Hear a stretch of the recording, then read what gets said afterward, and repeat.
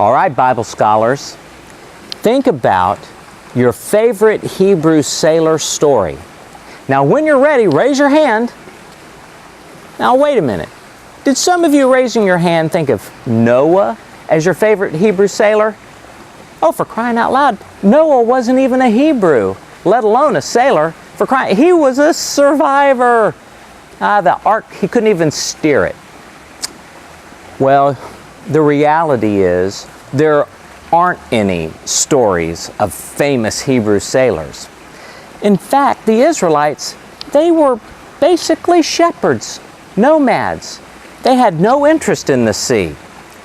Some people go on to say that in the mind of the ancient Hebrew, the worst way to die was to drown. Now, you and I both know that the Israelites spent a long time in Egypt. So let's think about archaeology, Egyptology, and wonder what perhaps impact Egyptian thought might have had on them. Well, let's think about this for a second. You know Egypt. It's essentially a desert country with a river that runs down the middle. They had a very normal season. Every year, the Nile would overflow. They could pretty much count on it. It was a very rare when it didn't happen, and that played a large role in their religious thinking. Now, the Egyptians believed that the world originally was all water and that it was dark. So darkness and water. Now that should sound familiar to us. Can I have you think about Genesis 1?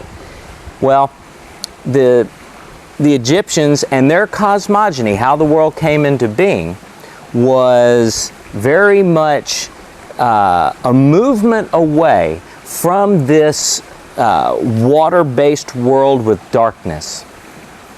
I don't really have time or the inclination at this point to unpack all of their religious thinking about the foundation of the world. But let it suffice that they were very much afraid of the water. Why? If you've ever been out on the sea, you know that it can be gentle one minute and a maelstrom the next. It is very scary to be out on the sea with high winds and high waves, and it's a very, very scary thing. They much preferred to be landlubbers because they knew pretty much how things were going to go with their world. Now, the Egyptians, they would say that this normal overflowing of the Nile and something that they could count on was part of what they called Ma'at, or Ma'at, depending on how you want to pronounce it. And they believed that this was something that could be lost, that the world could go from order back to chaos, because remember, in their way of thinking, that original world of darkness and water was still out there, that the created world that you and I lived in were protected by Ma'at, and that Ma'at could be lost. And then they would revert back to that chaos of the deep, or the abyss, if you want to call it that, and this idea that Pharaoh had to uphold Ma'at, that he's the one, as a son of the gods, who kept everything, the order that you and I appreciate in our world. He maintained that.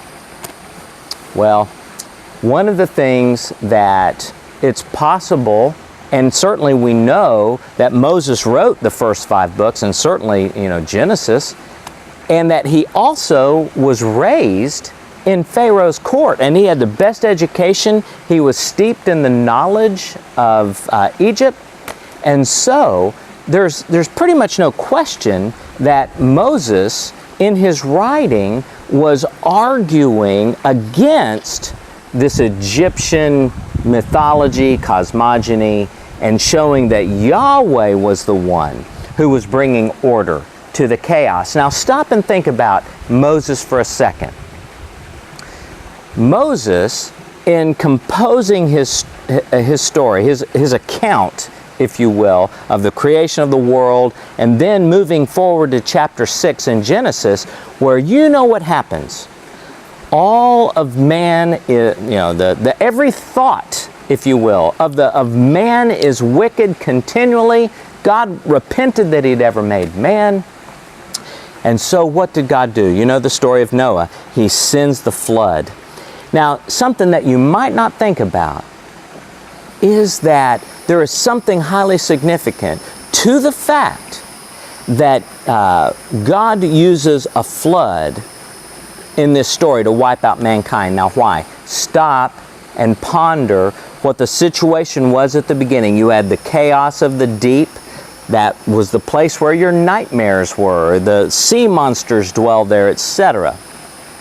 And so what he does in bringing the flood and killing all souls, every person that was alive died except for 8, Noah and his family.